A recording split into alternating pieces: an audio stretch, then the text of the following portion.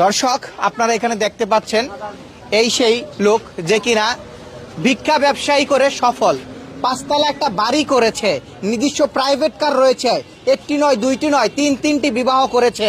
এই সেই লোক। আপনারা দেখে হয়তো ভাবতেছেন এ প্রতিবন্ধী কিংবা ভিক্ষুক, কিন্তু আসলে সে কিন্তু কোনো ভিক্ষুক কিংবা প্রতিবন্ধীও না, সে কিন্তু সুস্থ সবল একজন মানুষ। কেন সে এই ভিক্ষাবৃত্তি বেছে নিয়েছে আমরা তার কাছে জানার চেষ্টা করব। ভাই একটু সুস্থ হও, এখন এতক্ষণ তো অনেক মাইট ধরে খাইছো, এখন সুস্থ হও, একটু মুখটা সোজা করো, মুখটা সোজা করো। হ্যাঁ, তো এই যে তুমি এই যে বেশটা কতদিন ধরে নিচ্ছ একটু বলো। এই বেশ কতদিনের? 3 বছর। 3 বছর।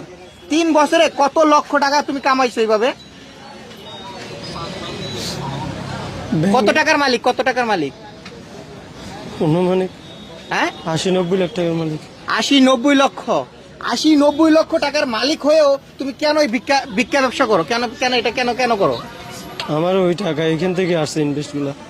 এইখান থেকে মানে এই ভিক্ষা করে তুমি 80-90 লক্ষ টাকা ইনকাম করছো 3 বছরে? 3 বছরে। আচ্ছা, এই যে পাঁচতলা যে বাড়ি করছো, ওনারা যে আমাকে বললো, এটা কি সত্য?